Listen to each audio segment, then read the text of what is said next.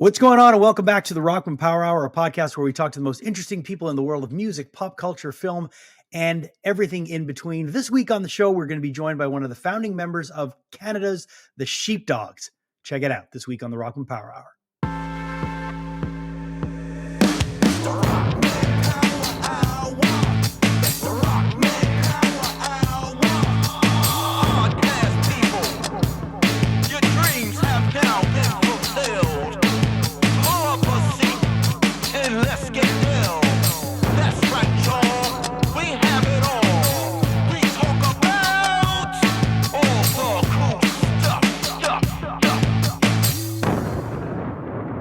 All right, welcome back to the show. I'm joined by my co-host, Ryan Stick. Ryan, we are about to kick into a new episode of the Rockman Power Hour. But before we do that, I want to let people know it's really, really important and appreciated if you can click below and subscribe if you are watching us on YouTube. Make sure you hit the alert button and like the episode. Let your friends know that you've been watching this for the last 2 years, right? It's been 2 years we've been doing this, a little over 2 years now. And we want to let you know that we appreciate you. So please like, subscribe, tell your friends. And if you're listening to us on any audio format, you can always do the same, subscribe, and that way you'll get alerted when there's a new episode, and we will keep in touch with you and you will keep in touch with us. Also, Ryan, we got to thank our friends over at Heartbeat Hot Sauce, the heartbeat of the Rockman Power Hour. They make the most amazing hot sauce. We absolutely love them from Thunder Bay, Ontario. And if you use your promo code Rockman20, you'll get 20% off your entire order. And you can use that code as many times as you like, right?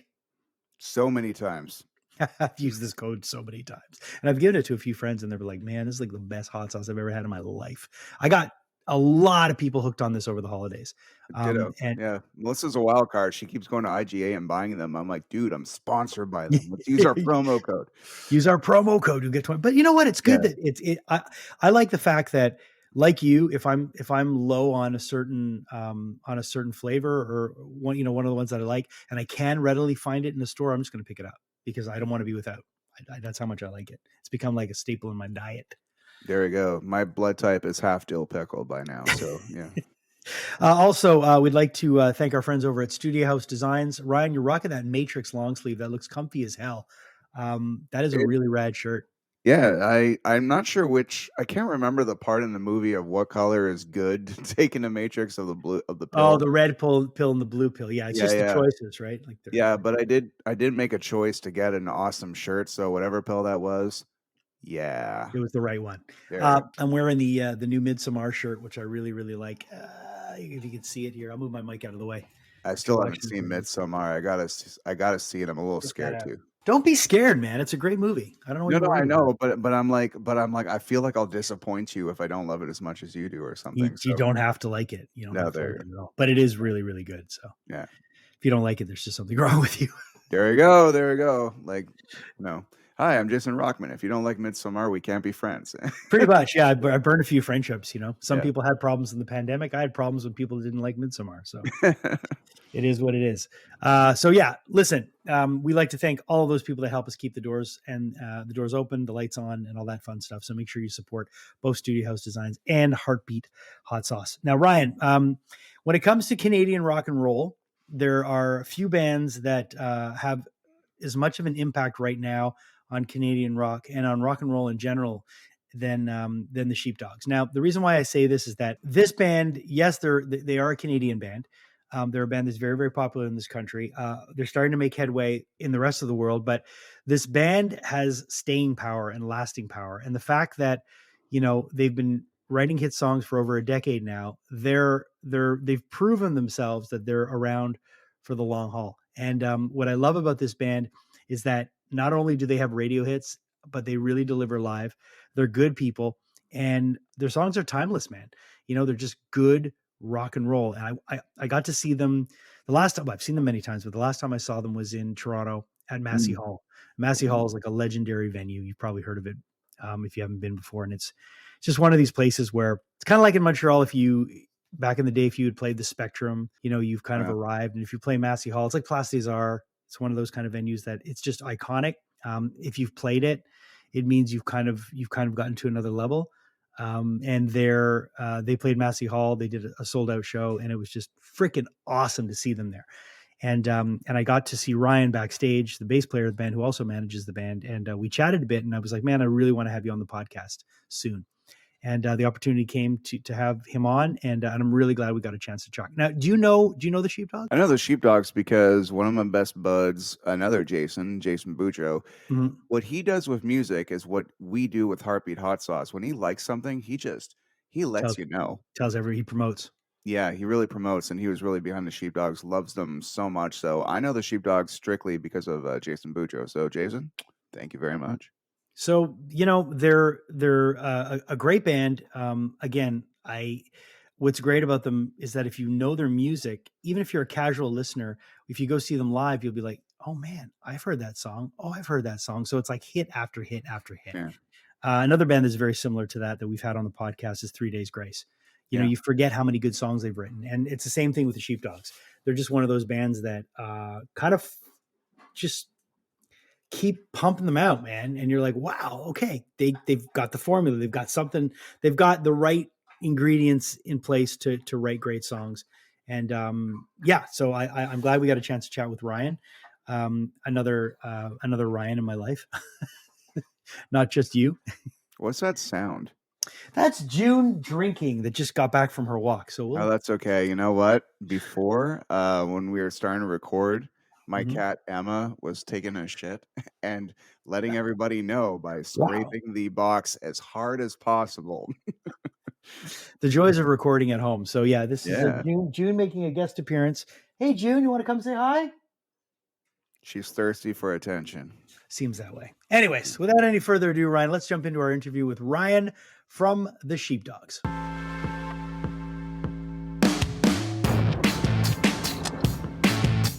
All right, really, really happy to have with us today on the Rockman Power Hour my buddy Ryan from the band the Sheepdogs. Last time I saw you, you put me on the guest list in Toronto at Massey Hall. There you go. That's right. Yeah. I happened to be in Toronto and I saw you guys were playing. So I messaged you. I'm like, hey man, do you think I can come down to the show? You're like, absolutely. And I was so proud of you guys because I've only seen you in Montreal.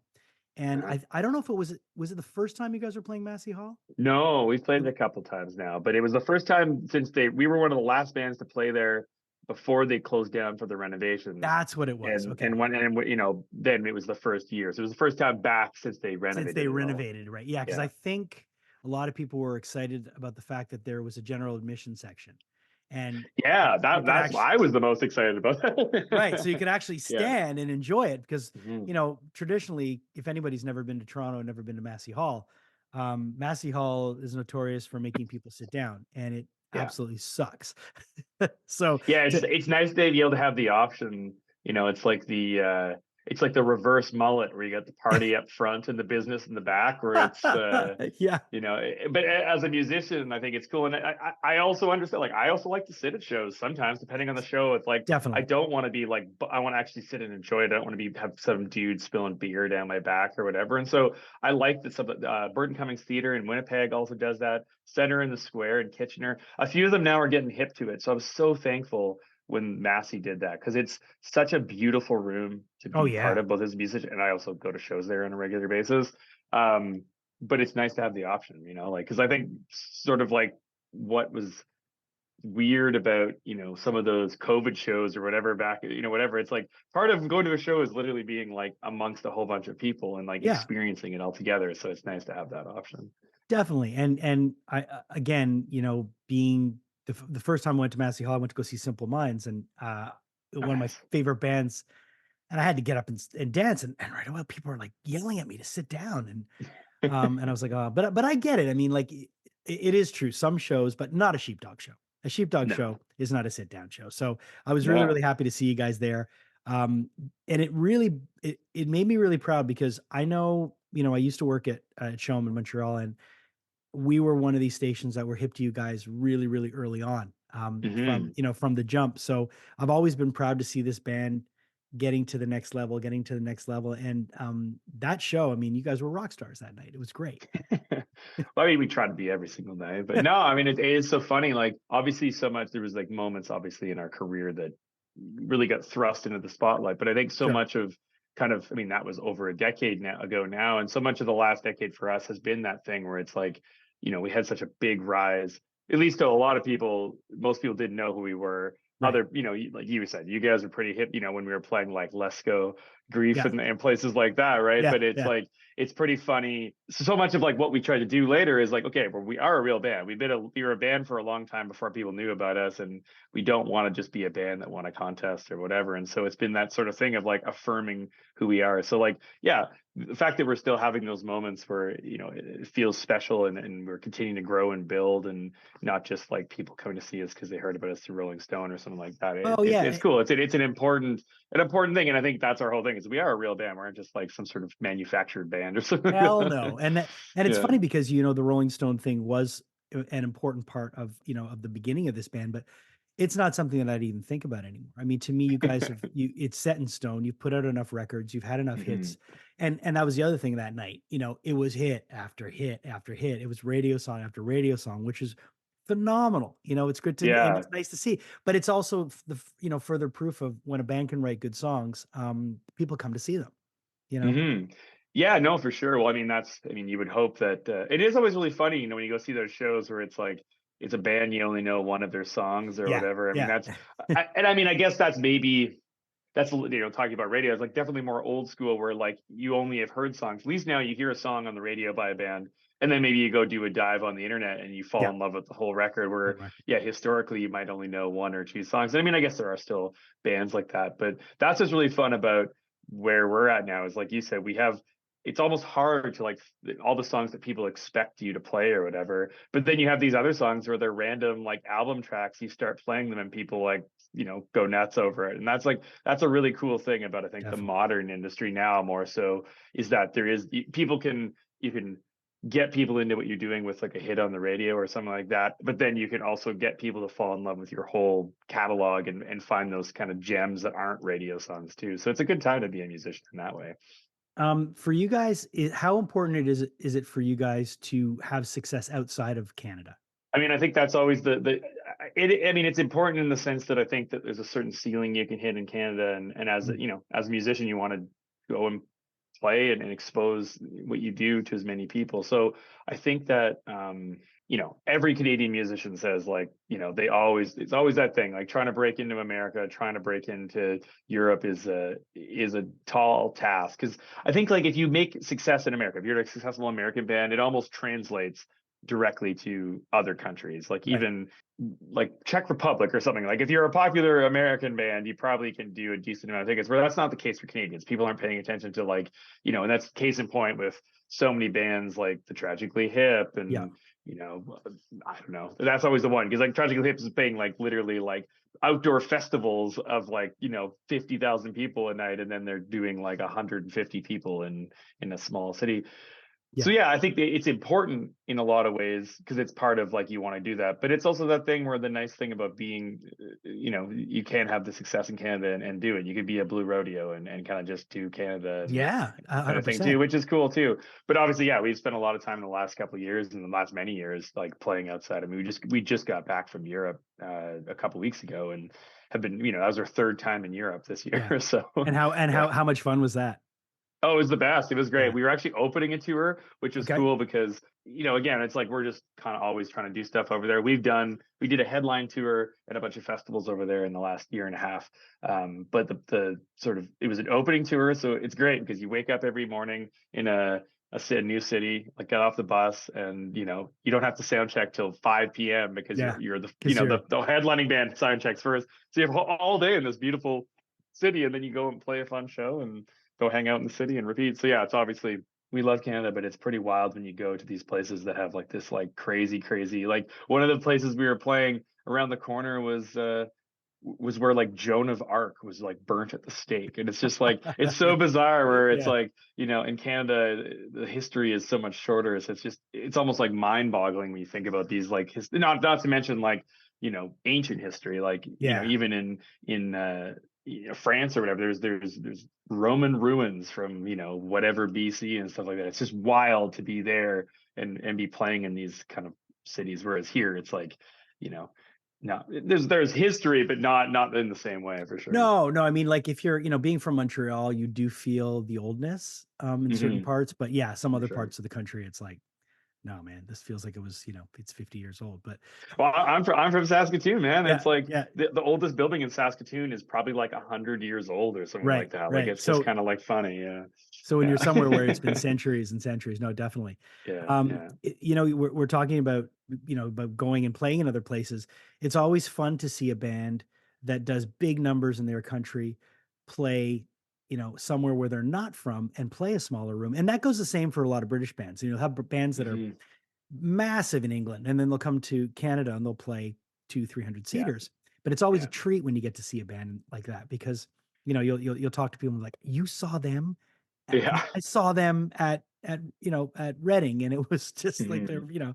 So Yeah. the coins. It's always two sides of that coin. But I think at the end of the day, it's just the idea of being able to play somewhere outside of where you're from and have people appreciate it is the best feeling for musicians. And Oh my God. yeah, Yeah, no, I would totally agree. I mean, hearing somebody like sing along to your songs in a foreign country where you can't even talk to them after the show because they're speaking a different language, you can't speak English, is a wild sort of it's a weird thing, and it's a really cool thing. But and I think to your point, like I think it's really interesting because some bands, at a certain point aren't able to play to a smaller room if they yeah, have to. They get to a certain point where they can't they rest on the sort of laurels of those big shows and the mhm, energy that comes from that. And then other bands like it ain't no thing. Like they'll yeah. they'll They'll do they'll embrace do it. 20,000 people and they'll do 100 people. And I think that's a really big thing. And I think for us it's always been that we're happy to play big stages, but we have just as much fun Playing this, playing yeah, smaller shows. And again, like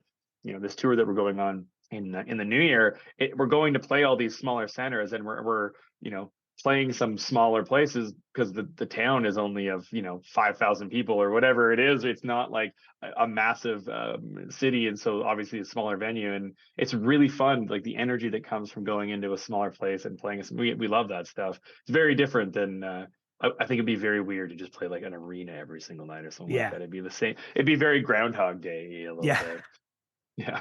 And there seems to be, obviously everybody feels like they know people through social media, but following you guys, and when there are, pictures and stories that you guys post from being on tour, you guys really seem to have fun, not take things Yeah, too man. Yeah. seriously. I mean, some of the stuff, Yeah. I think it was last year, or yeah, I think it was last year you were posting on tour, was just hilarious.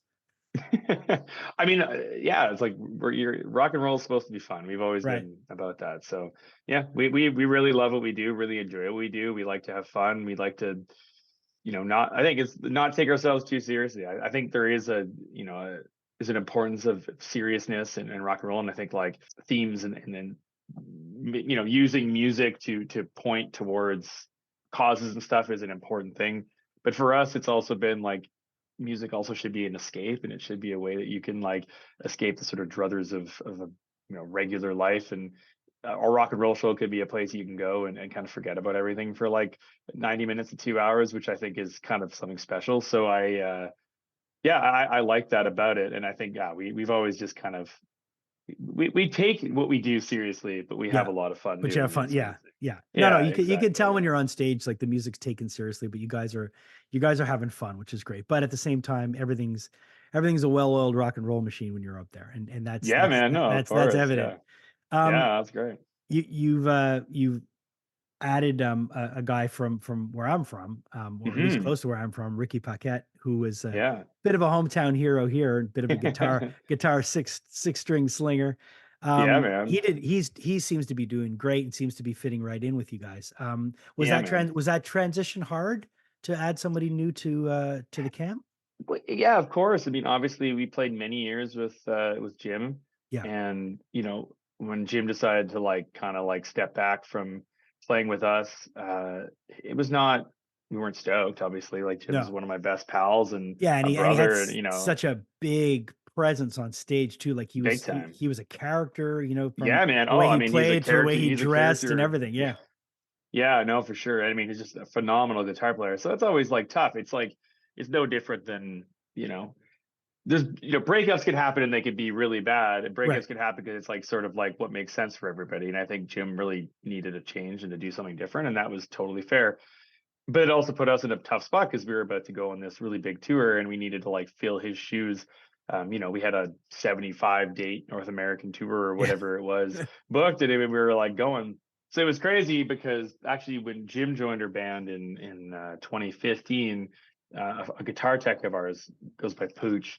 He suggested Jim. He's like, yeah, this guy should be in your band. And if it doesn't work out, you don't have to pay me for 1 month. Like he literally bet 1 month's salary that it would work out. And of course it did. He was with us from day one.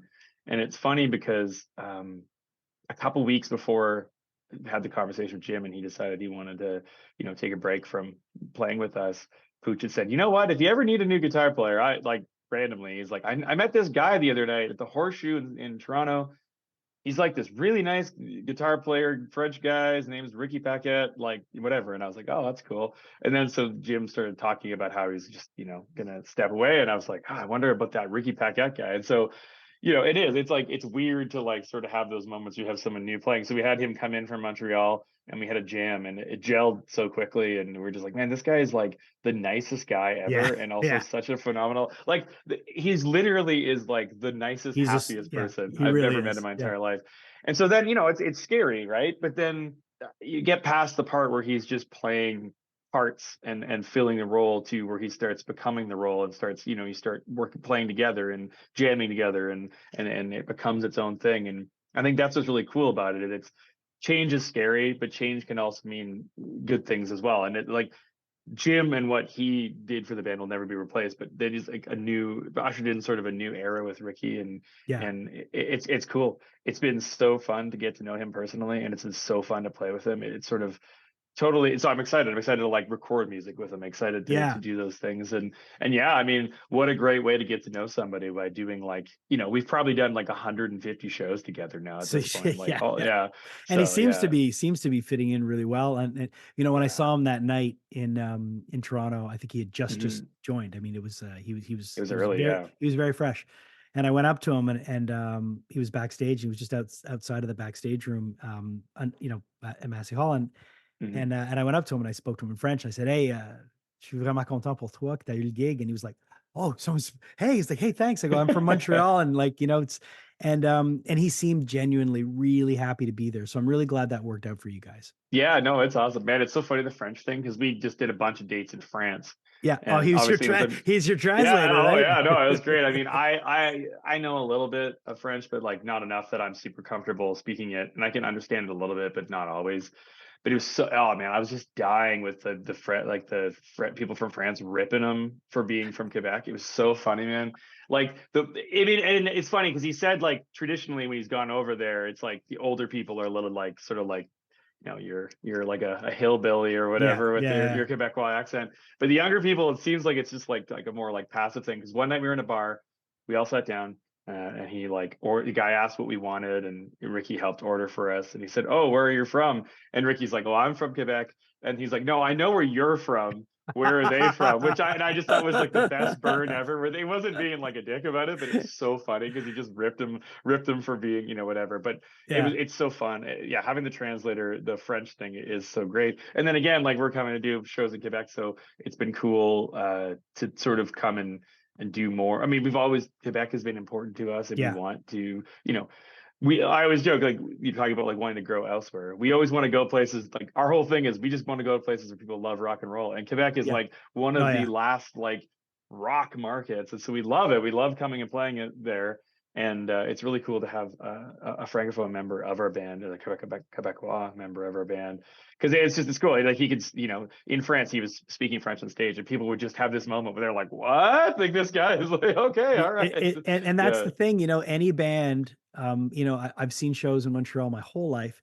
Any band that comes here and makes even the smallest bit of Yeah. effort, I just saw Gowan maybe 2 weeks ago. Nice. And every show he's doing in Quebec, he speaks French. And Mhm. he's not, I mean, he's not fluent, but he really Yeah. speaks it pretty well. And the entire stage banter in between songs was in Oh, French. wow. And you could tell people were really appreciative, you know, it was Yeah. it was No, I love crazy. that. It was crazy. So it Yeah. goes a long way. You guys are kicking off the tour in the new year. You mentioned before we started recording that there's 2 legs. Mhm. How do, you know, Out of Sight was such a, you know, like the last record was just phenomenal. Thanks, man. And when I, you know, when I heard I Want to Know You, I really was like, that song, man, there's something about that song that just really, really, I don't know, just it had something really, really special in it. But it was one of those songs, like, even though I played it a lot when I was working at radio, I did not get fed up of every time it came on. It just had something. And it made me say, well, this band's really, it really gets how to, you know, you get how to put a song together, but that one especially, and that whole record Oh, seemed nice. really Thank like you, another man. step up. It seemed to be a little bit more mature, Awesome. and you seemed like you were sitting back and a little bit more in control of everything. Yeah. I mean, we made that record. It was during COVID stuff. Right. So, I mean, we released 2. I mean, I guess we released a live record and like Yeah. 2 albums during COVID. One was actually recorded in Montreal during COVID, and then this one was sort of during that time period where you like sort of weren't allowed to do anything, and then you were sort of allowed to do things, and then you weren't allowed to do things, Yeah. and it was really confusing. And we basically had no idea when we were going to get to play again. And so we just started like getting together and jamming, and we literally would just like sit in a circle at a studio when we were allowed to, or like quest maybe not. Like we would go and we would like sit in a circle and we Yeah. just like throw an idea out and we jam it, and we jam it until it was feeling really good, and we just hit record. So most of the songs were literally recorded in like a circle with all of us in the moment playing it. It And feels we it. really, yeah, and I think I would agree, like it has a certain sound to it. It really sounds like all together, like placed together.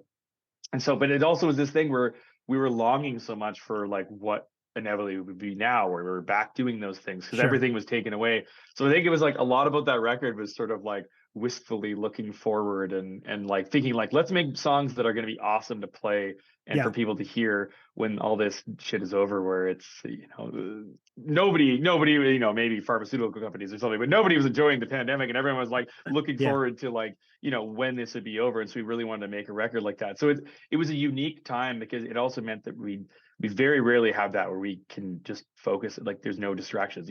We literally couldn't do anything else. We just Yeah. hung out and played music and drank beers, and it's fun to just work on a song and then just hit record and capture that moment, because I think making albums is all about capturing moments, and for the good or the bad, it can be, you know, you are literally, you know, it's like taking a photograph. And so for us, that was like a really cool thing about that record. Do you guys have more material ready? I mean, Oh yeah, always. yeah. I mean, we're always Yeah. working. I mean, but man, like this is a thing you forget about during COVID though. It's so hard to like go on tour and be on tour for so much and then come home And and then then, like you want to start making music, but you need like a minute to like decompress. So yeah. right now is sort of the decompression moment. And we are going back out to do this like, I mean, the funny thing about this tour is it's all non-major markets. So it's like Right. I think it's there's awesome. no, When I looked through, yeah, I was like, oh my God, that's super yeah, cool. I I mean really, the tour is called the Back Road Boogie for a yeah. reason. It's like all these places that people don't normally go. So, you know, we wanted to do some more shows, and we want to do some more. Like, we really think it's important to play places, not just the major markets. And so we've wanted to do this kind of tour for a while. So we've been planning this, but I think after this tour, things are going to chill out. I mean, we're chill right now, but they'll chill out, and I think we'll start throwing stuff down. And our goal really is not to wait a year or 2 years to put music out. We want to really increase the frequency in which we're doing that. So I think that this year will be that. Will be stuff coming out later this year. Sorry, later in 2024. And are you still handling a lot of the day-to-day management stuff for the band? Yeah, no, I'm the Is manager that still. Yeah, that's what that's yeah, and I find that amazing because yeah. really when you think about it, a lot of bands should be doing that a little bit more. You I know, mean, I it know is such a obviously funny thing. you Yeah. have to have the right mindset for it. You have to have the right Hmm. temperament and personality for it. But Yeah. it seems like since you've been doing it, you guys have been doing great. So is it tough to keep up, like to wear all those hats? I mean, I yes and no. I mean, it is. Right. It's hard because you have to sort of like split your brain. Yeah. I mean, I've always been sort of doing this since day one, like early days of the band. I booked all the shows and I handled all the, you know, finances and the promotion and whatever, and video things or whatever. And then I've been managing the band now for like full time on my own for I guess about 6 years now, Right. something like that, 6 or 7 years. And you know, I have a team that works around me. Like, it's not just me. I can't take all the credit. Like, I have people that work for me as well and work for us and help out, but I run the show on that end. But it's cool. Like, I mean, the advice that I always give to younger bands when they're asking me like, how do you do whatever? It's like, you should know how to do everything, or at least a general understanding. And honestly, like most bands that that are successful have someone in the band that is like very aware of it. They may not be managing, but like a key to success is you should understand how everything works, because you hear all these stories about bands getting ripped off, signing deals that they shouldn't have signed or whatever. And it's because a lot of bands want to just put their feet up and be hands off. But really, like nowadays, like tell me a band that's successful, and I can tell you probably like the person in that band that is like driving forward. And they may not be the manager per se, but they're the vehicle that's moving it forward. They're kind of bringing it all together. And so I think it's important that any young band learns as much as they can about it. And that was my mindset of it. If I'm going to pay someone to do something, I mean, and it's a lot, like you paying an agent or a manager, you're giving them a large percentage of your income. They better be earning it, and they better not be doing something that you should be doing yourself, because no one is ever going to care as much. And I think that's the piece, is like, because this is my baby and our baby, it's like, no one's going to care as much as I do. So yeah, I mean, it is hard. And I think the hardest part really is when you have to wear that hat, the manager hat, where like you're maybe going to hear something from someone that's disappointing, and it's not like sugar coated and teed up for you because you're the musician. And so or maybe you have to have those tough conversations. But I have been doing this for so long, I've been able to like split my brain in that way, that it's not so bad. But it's important, man. It's important, like, so, whatever, like even like Taylor Swift's manager doesn't care about what Taylor Swift does as much as Taylor Swift, and that person's making more money than anyone obviously in the music industry or whatever that is. So it's really important that you care. You drive it forward. And that's, I think, a key to success, is that balance between keeping everyone happy but also making it so that everything is moving forward as you want it to, or as everyone. And I mean, I know these guys better than everything. It's like the funny thing with like Jen, who works with me and does like day-to-day management stuff.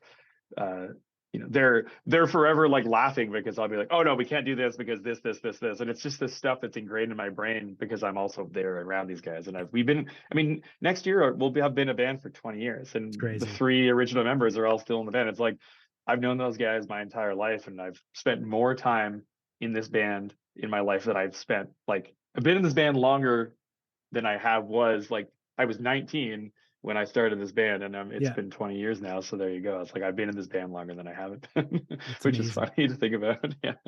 Well, continued success, man. I really appreciate you taking the time to chat. Yeah, of course. Tour kicks off. First leg of the tour kicks off January 19th. Yeah. And then there'll be a second leg.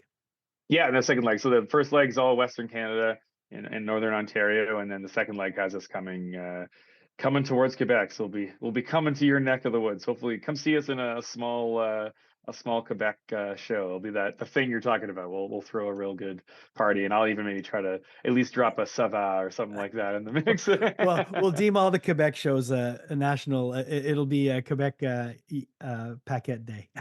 Yeah, that sounds good. Hey, thanks so much, man. Thanks for chatting. We'll definitely talk to you soon. It's really cool that he has the managerial part of it too, where he it's not just I gotta go set up my stuff. It's like, man, wake up, open your eyes, business. Right. And, yeah. I think if I went on the road again, 2 things would happen. Either I'd get lost on my phone, which I didn't even have an iPhone. The last time I toured was before I got an iPhone. I had a flip phone. But the independence that an iPhone would give you would have been amazing, because when you and your band are at each other's throats, but you're like, we're in Tokyo, we don't know where the fuck we are. If we lose each other, that's it. I don't know. 2 things would happen. Either if I went on the road again, I would want to be more of a business mind to occupy the day, because it actually, as much as I'm get overwhelmed or something, I love knowing what's happening. And 100%. That's really cool. Like, how many bands have been screwed over by that manager or that agent, but when you're in the band, you're taking care of your own. Yep. You've got, like they say, skin in the game. You got a vested interest. You want to make sure it runs well. So yeah, when you have skin in the game, I think you're at a different, you look at it differently. It's not just, you're not a manager who, and okay, I have to phrase this properly, because there are guys that are in bands that manage their own bands that manage other bands. So it doesn't mean that they're not focused on their band, doesn't mean they're not focused. But when you're in a band, usually, if you're not managing your own band, your manager very well has a roster of other acts that he has to take care of. So maybe they're not getting all of your attention. But when you're in the band and this is your life, and it depends on the success, the success depends on the performance of the band and the manager and everybody else, you're going to be a little bit more invested. So I can see why Ryan being the manager of this band works. And it seems to work really, really well. And also, when a manager is making decisions on behalf of the band, if you're playing the gigs too, maybe you'll have a better frame of mind to say yes or no to certain things. It's like, hey guys, you're going to play a floating block of wood in the Antarctic. And you're like, no, we're not going to. And I'm not going to because I'm playing in the band. No, true. Very true. Very true. But guys, my commission will be amazing. They're going to, yeah. So So they're currently on tour right now, and they're going to be coming our way, which is we're based in Montreal, but they're going to be coming on the east side of things. Right now, they're on the West Coast until the 3rd of February, and then they will be coming east, kicking off March 13th in Oshawa, Ontario. A couple of nights there, one of them sold out, and they're going to be coming as close to Montreal as Drummondville, Saint-Jean-sur-Richelieu, Repentigny, Waterloo, Quebec, Saint Casimir, and so on and so forth. So make sure you go check out the Sheepdogs, sheepdogs.com, and get all their information there. They also have, Ryan, if you haven't seen, an incredible merch shop. Their merch shop is bananas. These guys know how to do merch. And I remember, again, when I was at that show in Toronto, I picked up a shirt for Julia, and I was amazed at the fact that they had such great merch. I'm looking through right now just quickly. They've got like, not a lot of bands can pull off like satin bomber jackets, but they can do it. So there you go. That's unique.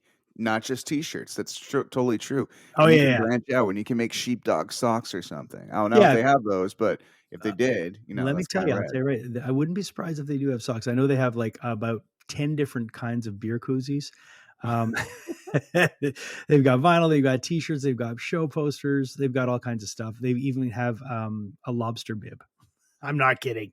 They've got a commemorative lobster bib. Ryan, they're from the Maritimes, man. They eat lobster. You know what I'm saying? I guess so. Oh, rolling papers. I'm looking through some more stuff. So yeah, check out the Sheepdogs, sheepdogs.com. Great band to support.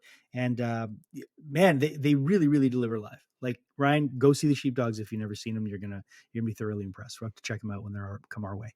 Hell yeah, man. Thank you so much for hanging out with us on the podcast. And also want to let you know, if you want to have us talk to anybody, if you there's something that you're liking, if you'd like us to do more lives, if you have any guests that you'd like to suggest, we're super open to collaborating with your thoughts. So let us know in the comments below if there's someone you'd like us to talk to. If you have an idea for the podcast, we're very, very open. And again, subscribe, keep us in your thoughts, and spread the word if you like what we're doing, because we really appreciate you and you help us tremendously to keep things moving, to keep things going. Thank you to our sponsors, Heartbeat Hot Sauce, and use our promo code Rockman20 to get 20% off your entire order. A great hot sauce company out of Thunder Bay, Ontario. And if you use our promo code Rockman20, again, 20% off all your entire order as many times as you like. Ryan, anything to add? Yeah, I keep thinking I have an idea for our podcast. What's I that? want to talk to like rock stars about geeky shit. Like, not even talking about their own music. Like, let's say Ray Maida comes on or something. We just we flirted with the Batman thing last time. Yeah. But I'm like, I want to go all Batman because he seems to really know his stuff.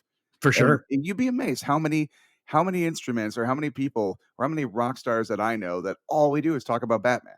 Like, yeah.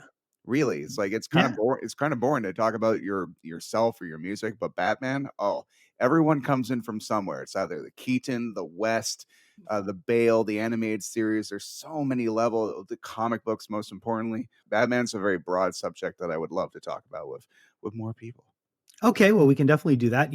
One of our friends, Justin from Epic Film Guys, he came in when we had our Halloween episode. He's a massive Keaton Batman fan, so we could probably have him on talk about that stuff. But it wouldn't be a bad idea to every guest that comes on. Maybe we could ask them what is the nerdiest thing about you that people don't know? What do you nerd hard on? Yeah. Where I do would you love nerd that. out to? That could be an interesting one. So maybe we can incorporate that. Yeah. I used to do that in season 0, like all these years ago, because I had nothing else to say. It was kind of a nervous tick, but now it could be intentional. Yeah. And then the guests are way cooler now. So it's like, oh shit. We can have a conversation. It's a good conversation starter for Yeah. sure. So let's keep the conversation moving, flowing, and we want to have it interactive with you. And you can always hit us up on our socials. You can find us on Instagram, on Facebook. Don't think we're on Twitter. I think we are on Twitter. There's a Twitter page. We just don't use it, or X, or whatever the fuck it's called now. But mainly, you can find Ryan and I both on Instagram and on Facebook. And let us know, honestly, if you have an idea for something that you want to hear or see. We're open to it. So hit us up, either one of us. Thanks to all of you for joining us. Thank you to our producer, Julia Kajerski. Thank you to my co-host, Ryan Stick. Thank you to Studio House Designs. And thank you to Heartbeat Hot Sauce. And until the next time, take care. Link below, subscribe, click, and we'll see you next week.